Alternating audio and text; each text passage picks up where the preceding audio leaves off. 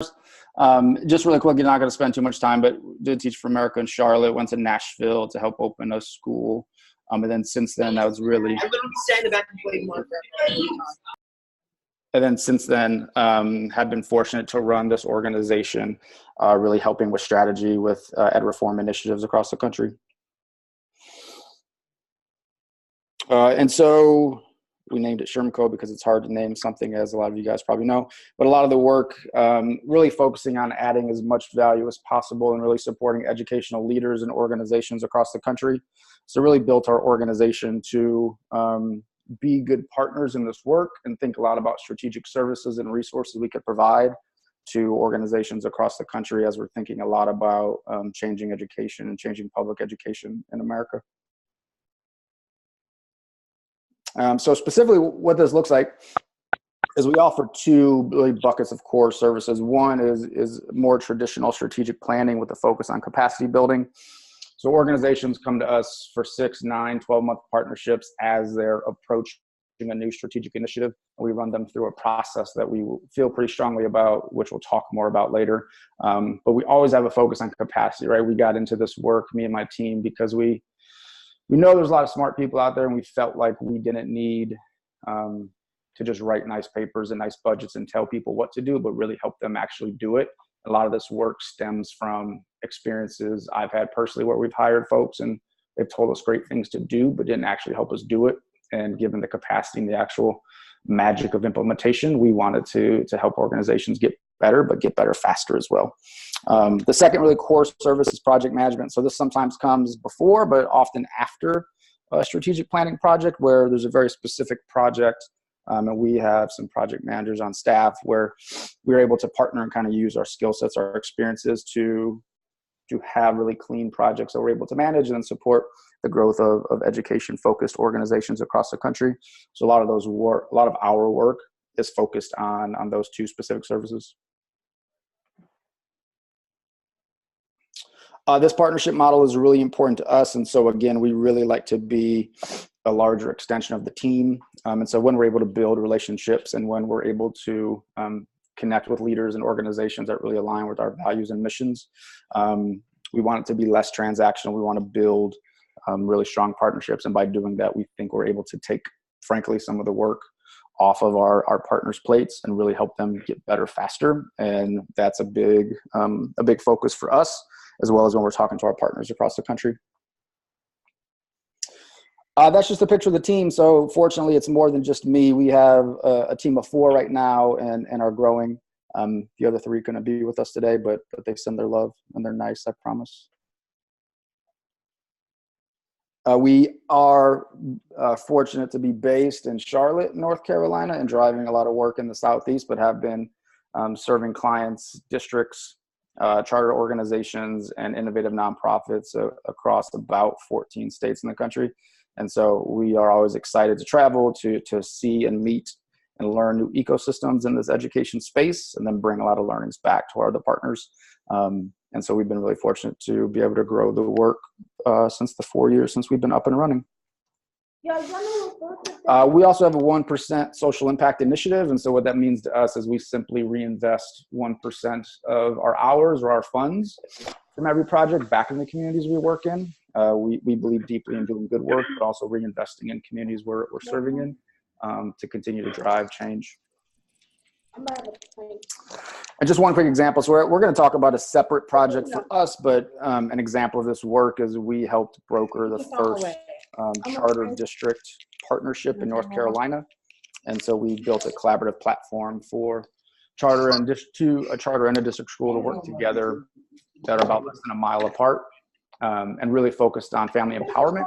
And we built a comprehensive set of family nights to support parent engagement, family engagement and family empowerment across these 2 schools, and a project we're really excited about. And this is just from one of our recent family night as well.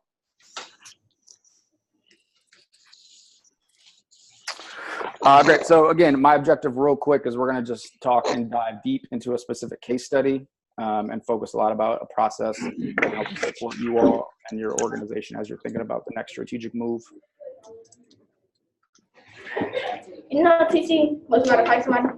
We're going to pause real quick. Can we just make sure, guys, everybody's on mute, please? That would help everybody else.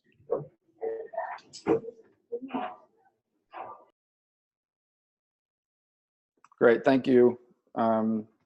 So to dive in, we were fortunate and are continue to be fortunate to work with a group called Profound Gentlemen. They are based in Charlotte, but serve 6 cities across the country and states as well. And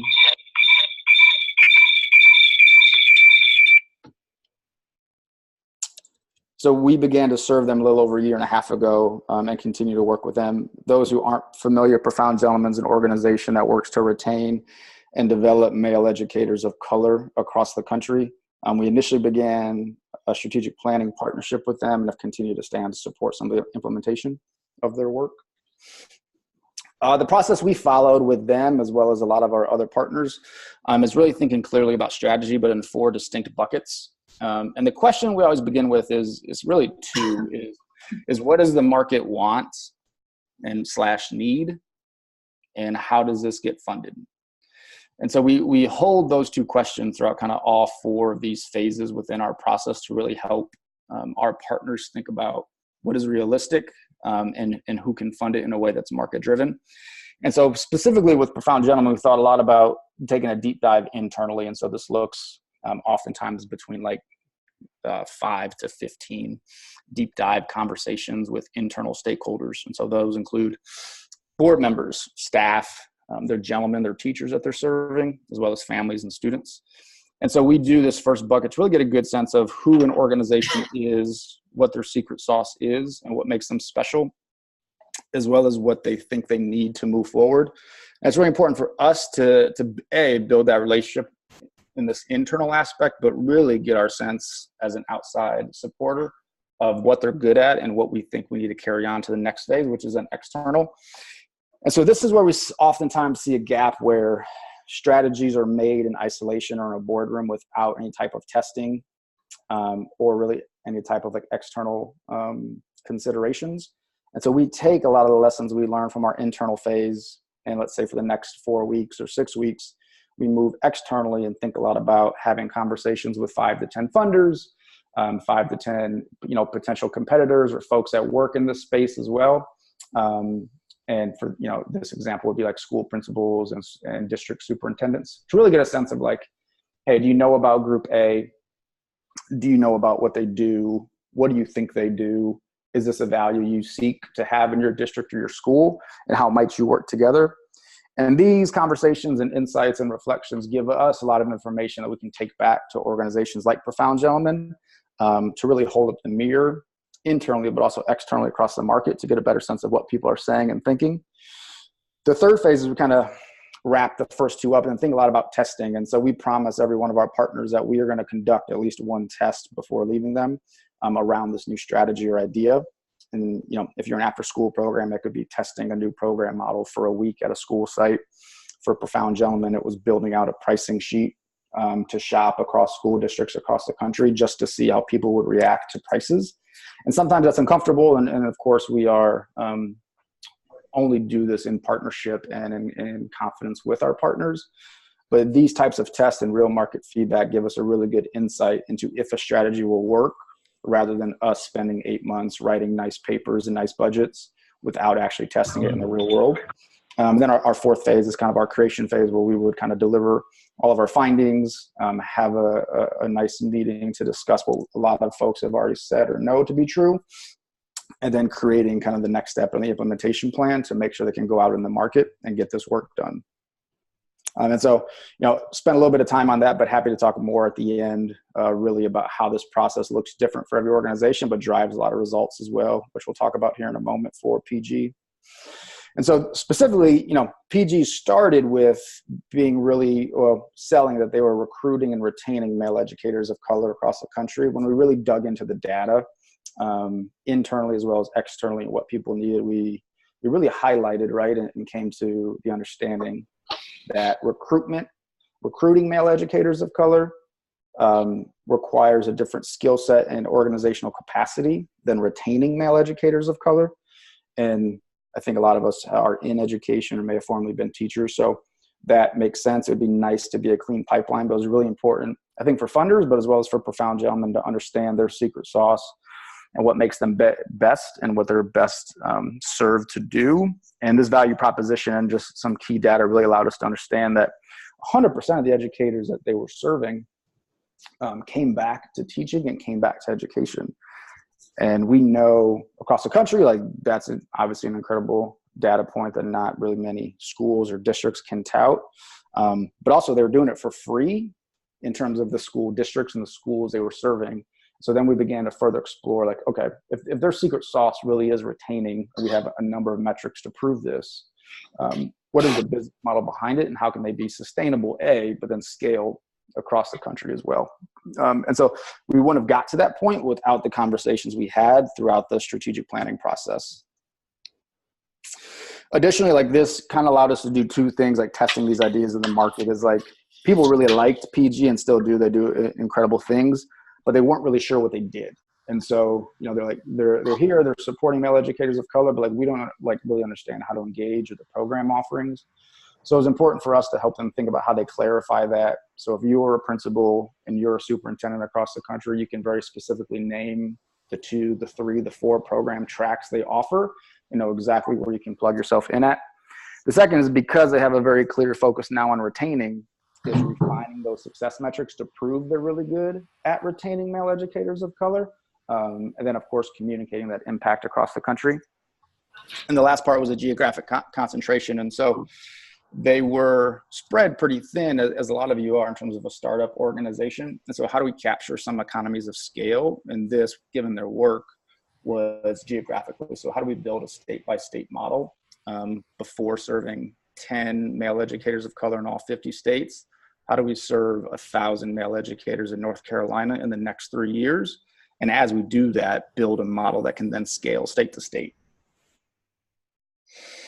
And so what we've been able to do is through that, and this is kind of just a pre and post, but really help them clarify, again, this is exactly their new program offerings. So their pre-service track, their 1st through 4th year teacher track, as well as their leadership track. So after 4 years as a male educator of color, refining their student achievement and principal data. And so really helping them think about building really strong relationships with principals, school leaders, and superintendents to ensure that those leaders in the building know what PG is specifically doing, and also so they can collaborate and share resources about both supporting a teacher in the right way, which is really important. Then again, building that state-by-state model was something that was really important to them and their board as they thought a lot about scaling. So we're good on time. I have about 3 minutes left. I'm gonna wrap up. And so what happened? And so essentially, we've been able to help them raise a little over $500,000 with philanthropic support. And so this is a number of national funders that we can talk about later that I think understood the plan and got a very clear sense of where they're going and why. I think the most important thing we're excited about is the shift we've been able to help with and really collaboratively work with them together around the business model and the scaling piece. And so outside of the state-by-state model is really important that we all had this realization of previously they were running off of philanthropic support, which is normal in a startup 1st through 3rd year organization. They were charging gentlemen a $25 kind of like admin gentleman fee. So every gentleman or male educator of a color across the country had skin in the game, which we thought is fair. But then we really had an understanding that they were retaining male educators of color and developing them really 100% for free. And so we could argue they were doing the work of like an ad hoc HR department of a large school district. And it was really important for us to begin to think about what it would look like brokering these conversations on PG's behalf with school districts and school board members to ensure these school board members and school district leaders understood what was happening, but B, pitch this in a way where they understood that this service was currently happening for free and get PG worked into the district's budgets as well, which is all that to say we're excited about some recent meetings we've had to help them scale, but also to get them in the budget for some real earned revenue for all the great work they're doing for gentlemen and teachers across the country.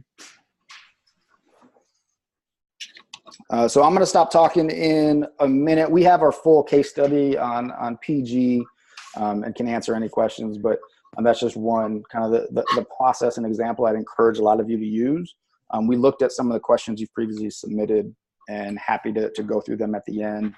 But would really encourage a lot of the strategy folks and the folks thinking about strategy on the webinar right now to think very clearly about these 4 things that we listed, but also in terms of who you are, what you do, and what the market will pay for. And a lot of this time, it can be thinking outside the box and zigging while others are zagging in terms of writing grants, corporate sponsorships, getting into earned revenue models with school districts. And so it's really important to think about if you have an innovative after-school program or if you have a pre-college program that you're excited about, please test it in the market and please get a sense of if the market is also excited about it, because the biggest gap we see is when folks and board members cook up a strategy for 6 months in the boardroom without talking to anybody externally about it or testing any models. And when you lack that market feedback, it's really challenging to then scale or get any traction in a way that's sustainable for your own organization. So just kind of some words and some hopefully tips that is helpful as you're thinking about your organization's next steps. So I'm gonna stop talking. I'm gonna kick it to Nicole. And so again, that's just a recap of some of the strategy stuff we did.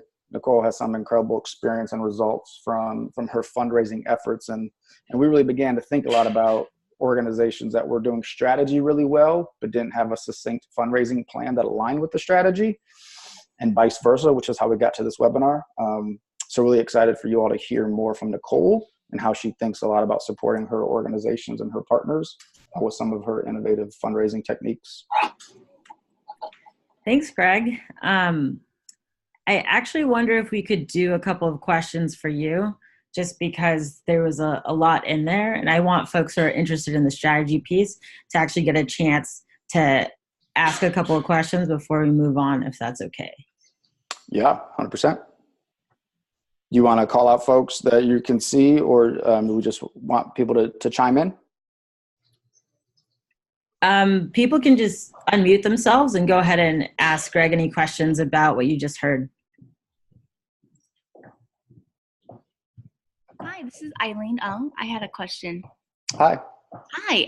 Regarding the measurement of metrics, is this something that you would be recommending to the clients to be measuring going forward, or is there a way to kind of retroactively capture some of the data that already historically happened, but maybe wasn't measured in the way that they wanted? Sure. Yeah. Good question. So we would always encourage them, one of our first internal conversations, right? We would ask, what type of internal metrics are you collecting to prove your organization is effective?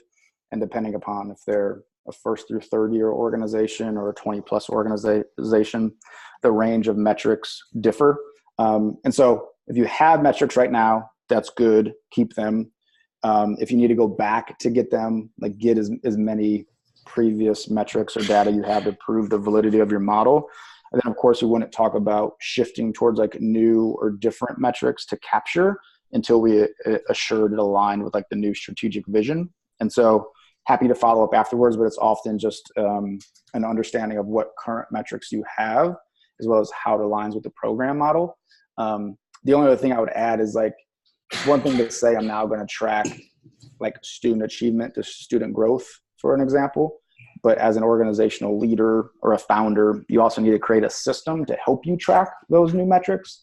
And it's more than just deciding which ones. It's also to build the system behind it to ensure you have the capacity to track those metrics. So a little bit of both, if that is helpful.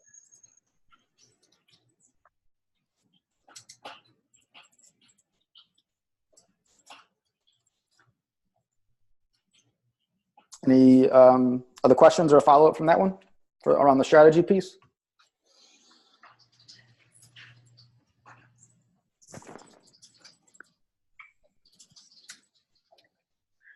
All right, well, let's keep it moving.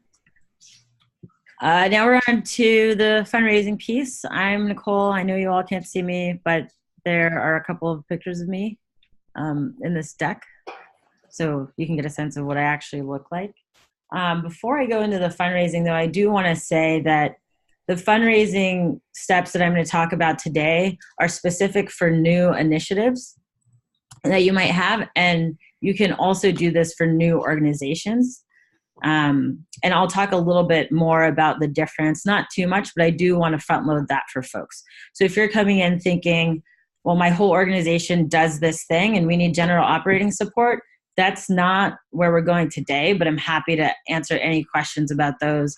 And my email is at the end of this deck, so you can do that if you want to, and email me, or you can write in the chat and I'll be sure to respond. All right, but before we do that, I want to tell you a little bit about me. And so this is me. I grew up in Southern California. I ended up at UC Berkeley playing soccer and sometimes doing school. Then I got my master's from the Graduate School of Education there, really focusing on policy in urban ed, race and gender, those sorts of things. Ended up co-lecturing. And then I went to New Orleans as a Teach for America Corps member. And I, let's see, what else did I do there? Did a lot of things there, but I was a special education elementary school teacher. Then I went on to help open a high school and ended my teaching career as a KIP teacher, teaching first grade. While I was in New Orleans, I ended up coaching entrepreneurs, and I've been doing that for about 7 years now. In between there, I tried a couple of ventures that failed pretty dramatically. So I had that experience of building a venture, not knowing how to get funding and how to navigate the system.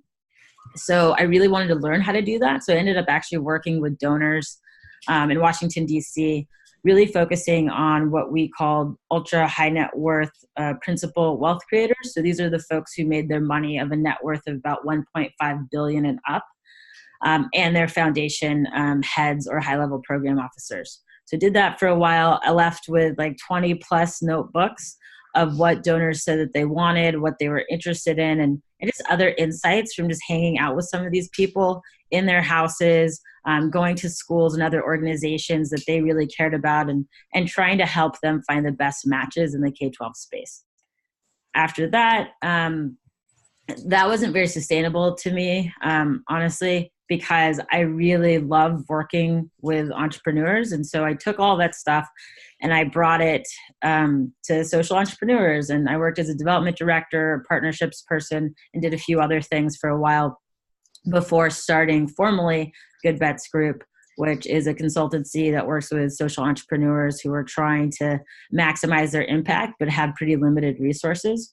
So I'm really all about what's the secret sauce? What are the tips that you can employ to help you get ahead and get that edge, especially when you're dealing with incumbent organizations that might have sucked up all the funding, or so you think. So my focus right now, I've been doing it officially for a year and for 5 years total, has been making sure folks can get some of that initial funding and build the initial capacity that they need. I put some organizations that I really like that are current or past clients, but I think since we've launched officially, we've probably worked with over 20 places. So this is a little snapshot. You might know some of these names: 4.0 Schools, New Schools Venture Fund, Michelson Runway. Some of you are in the for-profit ed tech space. So for those of you who are not, Michelson Runway is an organization that helps incubate and accelerate higher ed technology solutions. All right, I'm gonna keep it moving. All right, now let's actually talk about why some of you are here, which is what happens when you actually have that strategy that Greg was talking about earlier. Like, how do you get the initial funding to get it moving? I'm gonna preface this whole thing with, the steps might seem really simple, but after doing this for as long as I have, what I've seen is that execution is really where people fail. And so as you think about some of these steps, they might seem really simple looking directly at them, but really push yourself to think about, how do I do this and perform this at the highest level possible? Because that's actually what's going to set you apart when it comes to competing for that money. All right, so the goal really is to secure anchor funding and to build momentum after you have this strategy, so you can parlay it into future opportunities. All right, these are the steps, and they're all very simple. So the first one, it's really creating a concept paper. And we'll talk about all of these in more depth as we go on. Second one, making sure that you have the right funders for you and you actually create that list of folks. Then building a plan to actually do outreach for them, and then executing the plan. Before I go into all of these in more depth, I do want to say that I see most folks do 1 and 4, but not 2 and 3. And I want to push on this a little bit because I actually think that 2 and 3 are probably the most powerful pieces of fundraising. So that's really knowing exactly who you want to talk to and making sure you build strategies that have a higher likelihood of being successful when you're doing outreach. Most folks are like, I have an idea, I wrote it down, awesome. Now I'm just going to go execute and ask. And I really want to push on, let's focus on 2 and 3 for you all. If you're new to fundraising, and even if you've been doing fundraising for a long time, I think in my work with like larger organizations, working directly with their CEOs or EDs, folks forget that they should be asking the right type of funder. And sometimes people fall in love with their idea and they just keep pushing, folks need to fund us, without figuring out if it's actually a good match and having some of that donor empathy. Okay, cool. So let's talk about creating a concept paper. I'm going to try to go through these pretty quickly. If you all have questions, I can only see my screen. So if you just unmute yourself and ask, I think I can knock it out and keep everything moving. So I'll stop right now to see if anyone has any questions about some of these steps that I outlined here. Okay. All right, so creating concept paper. Basically, you need to do this after you have that strategy. It's about clear communication. What it is, if you don't know, is a 1 to 3 page document that just really outlines what this project is, what the opportunity is, and how. So you actually need a need. And this is something that I think is really important. I'm going to go into examples after I go through these. But the need is something that I see people really miss. And this is really critical in helping your future donor understand that this is necessary, right? So mostly funders are not going to come from a practitioner background. They're not really going to understand what you're saying all the time unless they're well-researched and they enjoy learning about these things. But often these folks are running their own businesses, or if they're program officers, they're trying to learn the space, but it can be information overload. So being really clear about like the need, your goals, what your project is, what your model is and why it works, your team and your budget are all things you want to have in this. And then the criteria for success for this is really like, did you do your research? Is this ambitious, but can it actually be done? And is your logic model really solid and logical? And I would say that 70% at least of the folks that I've come into contact with, in some form of support, so at this point it's like 70 plus organizations, have a terrible logic model. I can follow up with you all on resources about how to create great logic models if you want. The Kellogg Foundation put out like a 70 plus page guide, I think, on how to actually put together a good logic model and what they look for when they do funding. So I highly suggest that you all check that out if you have questions about what a logic model is. Cool. All right. So let's go to the next step. Again, step number 2, finding ideal funders is super, super important. So there are 2 deliverables I want you all to think about with this. So not just a list of funders, but actually that profile of the ideal funder. And I feel like this is a place that people skip. They go into a grants database and they say, I want funders who fund all of these things. They pull the query and now they have a list of 100 organizations they could potentially ask, maybe even thousands. I mean, there's over 100,000 foundations out there. There's more corporate foundations that aren't even included in that number. And there are even more individual donors combined. So there are a lot of folks you can actually ask for money, even though it doesn't feel like that. And so to make that prospect list actually useful to you, you have to spend some time developing this ideal donor profile. So what are you looking for? What are the values that this organization has? What are their interests? And do a bit of a deeper dive. I like to tell people that fundraising is like dating. I will say I've not dated in a long time, but I think this is kind of what it's like, where you're not going to like everyone and everyone's not going to like you. And that's totally fine. And sometimes you meet people who like you, and you really only need one, or not judging anyone's lifestyles. You can have more than one. I'm totally open to that. I'm from Berkeley, but I'm just saying, like, you are really looking for matches that want to work with you and want to have partnership. There's really no way to get to that level unless you clearly articulate what partnership, one, looks like for you besides the money transaction, and two, like, who are the right folks to take on that role. Criteria for success here is really just looking for alignment in values, in giving. You might think a donor's great, but they can only give $500. You should still take their money, but you also want to make sure that folks' giving ranges are in line with the ask. All right, so I'm going to move on to building outreach plans.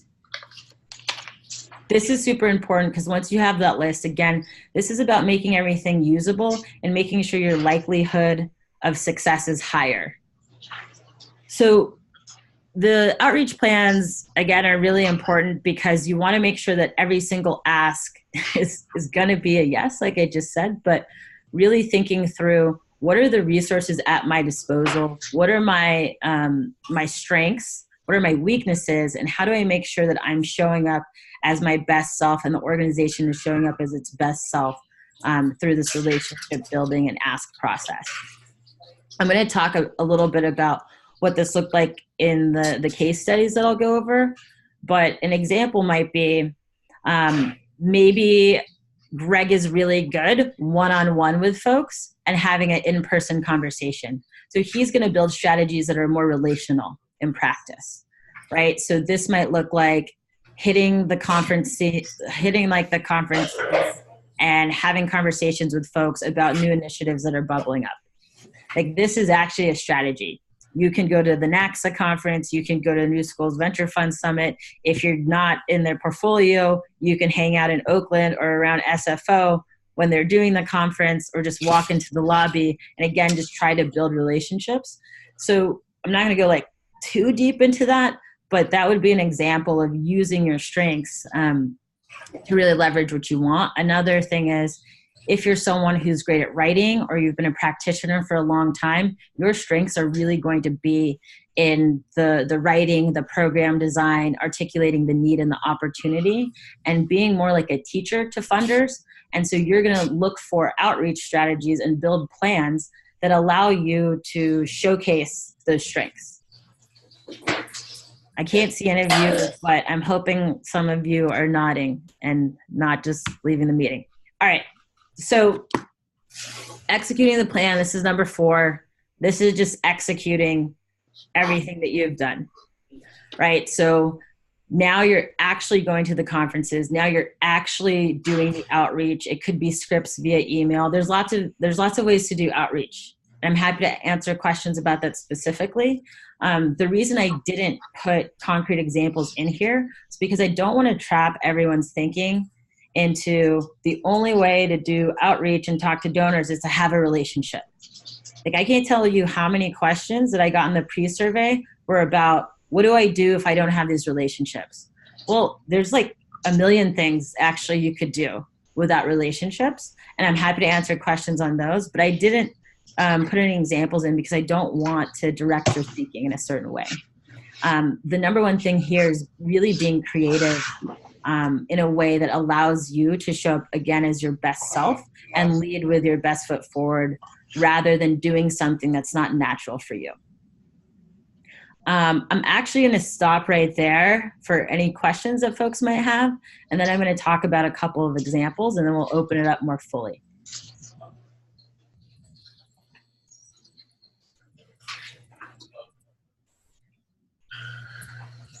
Hey, Nicole, this is Connie. I had a quick question about you kind of list these steps 1 to 4. I'm wondering if there's ever a time where it makes sense to identify funders first and try to match like what you're proposing to what funders are out there versus so like swapping that 2 in 1. Yeah, so that's a really good question. I'm first going to say this process makes sense to me in my head and is based off experience specifically for new initiatives. But what you're saying, Connie, I think makes sense if you're looking to build an initial prospect list. So say you're just starting out and you're looking for folks who have general alignment to your organization's mission. That would be a case in which you could swap those two. But I will give the caveat that I've seen a lot of folks deal with mission creep and different issues like that when they're looking for funders first and then trying to sort of like pander to them or change what they're doing. It causes a lot of stress for the nonprofit. And so before anyone thinks about structuring it with the like list and then alignment, I would really make sure that you feel very strong about the program and you're looking for general alignment. Does that make sense? Yeah, that makes sense. Thanks. Okay, cool. Does anyone else have a question?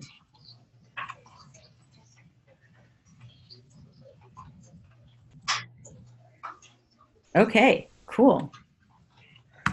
All right, so I want to talk about a couple of examples from clients, Good Bets clients that I really love and admire and respect.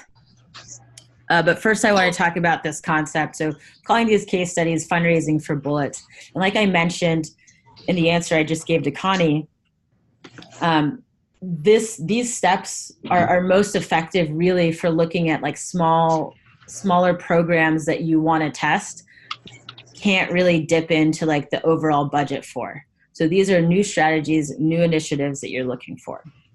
And these are often, if you're just starting out in nonprofit fundraising, these are often, this is like the best way, honestly, for you to meet new funders who have not given to you. Because actually a majority of funding that goes to smaller organizations is really on the project side. So project-specific proposals and program-specific proposals are generally your best shot of building a relationship that's cold. So in other words, it's a lot easier to have a specific program that you want to try and pitch because there's alignment versus saying, hey, look at our huge program. And I know you don't know us, but I want you to start paying my salary. Like that just does not work very often. And I see a lot of people stuck in that like circle of like terror and doom and urgency because they're fundraising for their whole organization versus a project that might be more interesting to folks. And there's lots of reasons for that, which I can talk about if they come up in questions, but this again is really project specific. All right, so I'm assuming some of you all know Camelback. I started working with Camelback Ventures 2015, I don't know, 2015 or 16. And, you know, our work together was really focused on building some of their initial fundraising strategies more broadly. But specifically, I want to talk about in the context of this work, funding for their investor fellowship. So if some of you follow them, you will have seen that they've just launched this thing called the Investor Fellowship. And that's because they've just been able to secure funding for it. And so I'm going to go through these icons to let you get a sense of some of the background. But the goal for them was really about building a complementary fellowship. They have an education entrepreneurship fellowship, but Aaron Walker, the founder and CEO, really found that folks were having trouble connecting with investors. And he felt like there was something that could be done around investors and with investors that allowed them to complement and work better with these diverse founders. So this idea of the fellowship was born. It was always an idea, but it wasn't until he codified it in a concept paper that I think took probably took a couple of weeks to refine in terms of getting share ready, that he was able to like get some funding. So I'll talk about that in a second. So the need for this was really that investor participants at their ecosystem summit really wanted more development community. Again, the bullet was like, well, let's pilot a small scale fellowship for investors who care about this. The alignment here was with the foundations that he was looking for was really foundations looking at economic opportunity specifically. So some of you might say, well, they're an organization that focuses on diverse entrepreneurs, blah, blah, blah. He was really focusing on the part of that story, that was economic opportunity. A little less of the diversity and a little more of the economic opportunity. And that was like a pitching, sort of rhetorical way that he looked at it. And that when you're looking for alignment, you do want to have that variety of like in your back pocket. The end result of using this process was the anchor funding that the Walmart Foundation gave. And being very clear about this, because the Walmart Foundation is not the same as the Walton Family Foundation, which many of you know, but some of you don't. And I want to highlight that a place like the Walton Family Foundation, who does fund Aaron on the education fellowship side, can also receive funding for a new program and sort of this bullet initiative, which I realize I didn't actually explain, but they can actually fund this like small, lower risk item. I realize I didn't talk about the bullet thing, so forgive me, and I'm going to stop and talk about that now. There's this guy named Jim Collins. He's written books like Good to Great, Great by Choice, Built to Last. And in his book, Great by Choice, he talks about how these great organizations do something that he calls fire bullets. Then cannonballs is the concept. And basically the concept says looking for low risk experiments that are low cost as well. Firing them like allows you to calibrate correctly before you actually like launch your cannonball. So if you're thinking about two ships in the ocean that are trying to fire at each other, shooting those bullets and making sure that you're as precise as possible with your aim is preferable to just shooting a cannonball and potentially missing. And so as we think about these two cases, I really want you all in that mindset of, again, these are like very specific small initiatives and opportunities for folks, like not the whole thing. I'm going to go into the next one. So another client who used this successfully is Lean Lab, and they're an organization based in Kansas City, Missouri. And some of the big goals for Katie Booty, who is a co-founder and a CEO right now, was to get the attention from national funders that she wanted and that she feels like the organization could really benefit from. So I want to make it known they're a small organization that is just now beginning to like get their name on the map. And I think this process was really helpful in that. So the need for them was really around looking at school district procurement policies. I'm not going to go a lot into what that is, but basically think about how school districts buy curriculum, measure its efficacy, disperse it, and all the things that are around that. And so her test was, let's look at Kansas City districts in particular, and figure out how they're doing procurement now and how we can improve some of their policies. So like really, really small. This is not nationwide. It's not even like over huge regional swaths. It's just focused on a few districts in Kansas City, which is actually really fragmented if you know anything about Kansas City. So alignment that she was really looking for people from funders were this idea of innovation clusters, which is something that the Chan Zuckerberg Initiative is doing right now. New R&D interests. So a place like the Gates Foundation is really interested in this stuff right now. And folks looking at those things because they want to affect policies that are happening at the district level, even smaller. She went through this process. We put together a concept paper. It had a budget. The need was articulated really, really well. And basically it ended up in her getting a $200,000 planning grant from Chan Zuckerberg Initiative. which again, if you're looking at her goals around just like getting her name out there and on the map, this was really huge for them. And I'm happy to talk more specifically about how these things happen. I'm trying to be like mindful of the time, but this was a process, I think, in which when we think about strengths, Katie is someone who is incredibly knowledgeable about the work.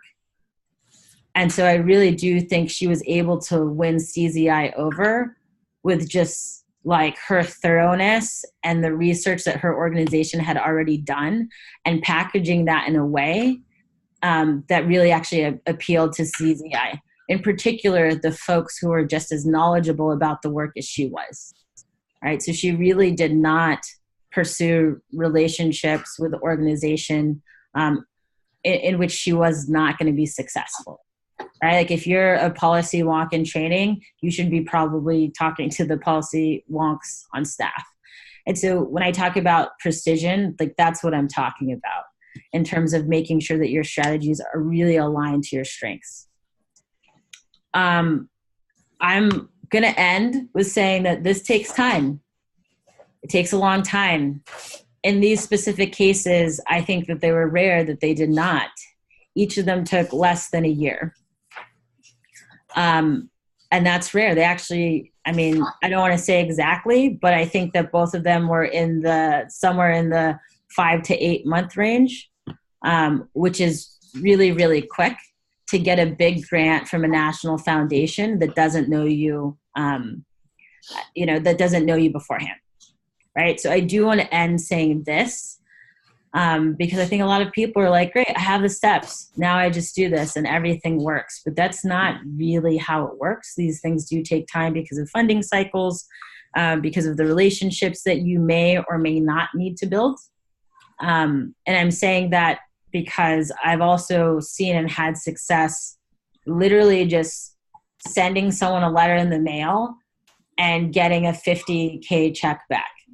People are like, that's not real. And it is real because I did a really, really good job of 2 and 3. And so anyways, I'm open now to like answer any questions that you all have about anything I said, and opening it back up to questions about Greg's work as well.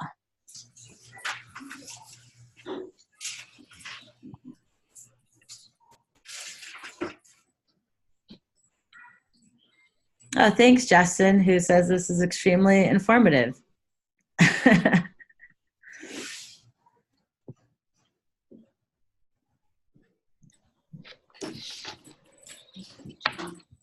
I don't want to take too much airtime. It's Connie again. I want to let other people ask questions as well, but I wanted to jump in and ask kind of, do you have any specific advice for like younger organizations who also don't have the like name brand that a Camelback or a Lean Lab might have going into these conversations? So in that like first and second year of organization, what additional tips do you think like we should keep in mind as we are approaching funders? Yeah, I can answer this really quickly. I mean, it's hard, but I think it's important to remember that there was a time where Camelback and Lean Lab didn't have any name brand recognition. Lean Lab, and I hope Katie is okay with me saying this, but Katie and her partner on this, Carrie, when they started this, I mean, they cashed in their teacher retirement funds and waitressed to like start the work. And so I know it's easy to like look at these things that happen and they're like, wow, they're just there already, but they really weren't. And Aaron's story is, I mean, Aaron had multiple failed ventures, had to take jobs that he didn't want to fund what became iterations of Camelback. So I do want to say like these folks are starting from somewhere too, in the same place that you all are starting from if you're just starting. There are 2 things that I think of. The first thing is fellowships.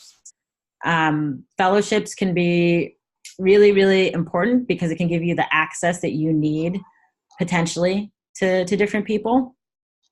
But I also don't think it's like the only way to do this, because I do think people become fellowship junkies. and they get like one fellowship, and then they want all these fellowships, but they're not actually doing the work that they're supposed to be doing. So I always tell people to think really clearly about which fellowships you want to apply to and if they really will accelerate your work in the direction you want to go. So that's one way to do it. If you're not having success with fellowships in the beginning, and this would count for the for-profit space too, accelerators, incubators, which are actually a little bit easier to get into from the for-profit space. And I'm happy to talk to people about that offline. The second thing would just be looking deeper into your strengths. So Connie, if your programs are a smash, like what is the storytelling that you're doing on like a large scale that people can engage with? So like that's one way to start building recognition. Program officers are just people.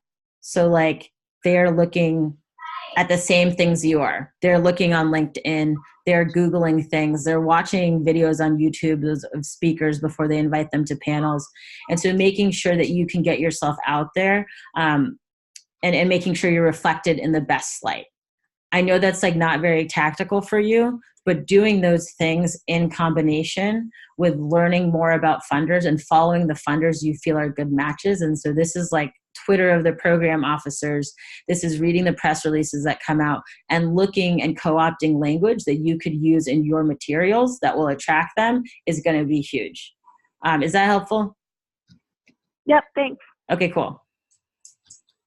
Connie, I would just add, if I could, any type of very specific data you have, even from a test, if you haven't like officially filed yet, or if you haven't run like a full year of your program or what have you, just any data that you can at least prove and lead with is, I think we've seen be really successful. The caveat there being like, don't try to boil the ocean. Don't run a after school program and say you can grow reading levels in 3rd grade, like in 3 years within like a few hours a day. Just be very specific about what you do and how you do it. And I think the more clear organizations are, the more that foundations and other people really understand it and lean in, because they have something to wrap their minds around. So I think that data piece that can be very specific is just something I'd add that we've seen that's been helpful. Got it. Thanks.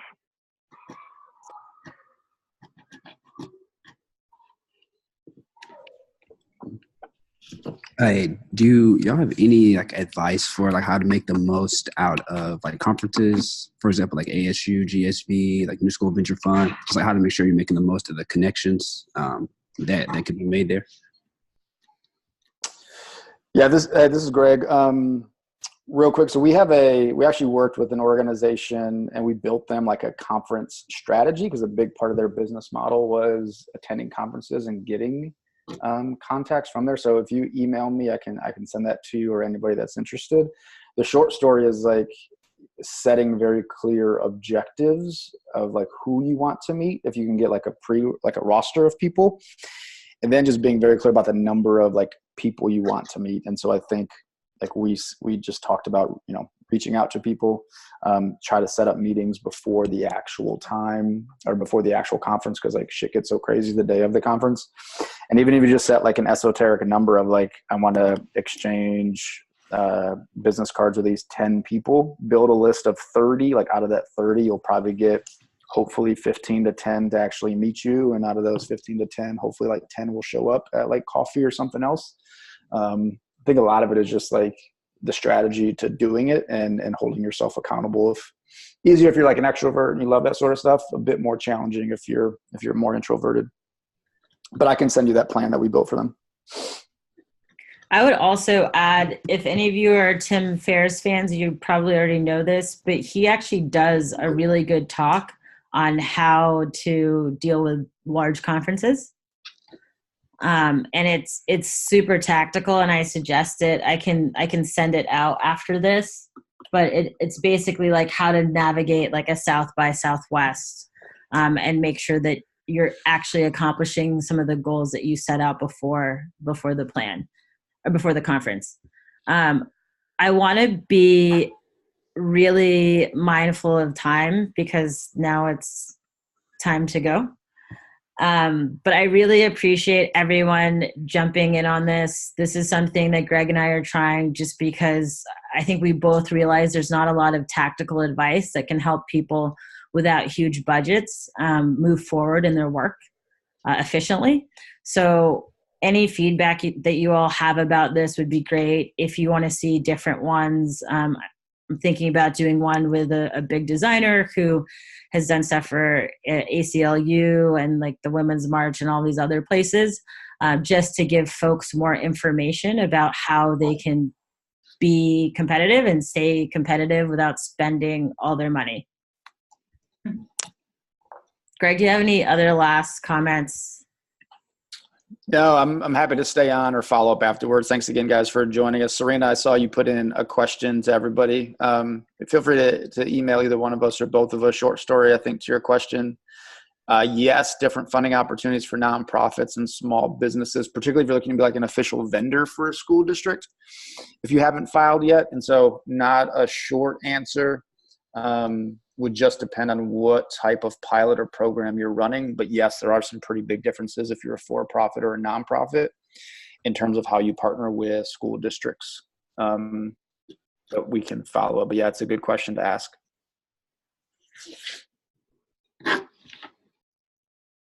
Cool. Well, thank you all. I think Greg and I said that we could stay on for a couple more minutes. So if you have to go, thanks for joining us. Please reach out to us via email, LinkedIn, anything else like that. And we'd be happy to answer any questions that you have. If you want to stay and ask questions, then just unmute yourself and start talking.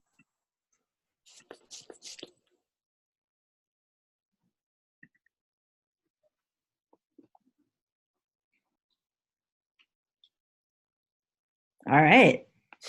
It seems like everybody has it figured out. That's awesome. But yeah, Greg and I are definitely open to connecting, and feel free to send us an email. Our goal is to make this easier for folks as well. And so, yeah, stay in touch. Don't be a stranger. We're going to end this, and we're also going to share the recording of this. So if you want to pass it on to any of your colleagues who couldn't make it, or you want to reference it for any of those tips, then feel free to do that. Thanks, y'all. Thanks, everybody.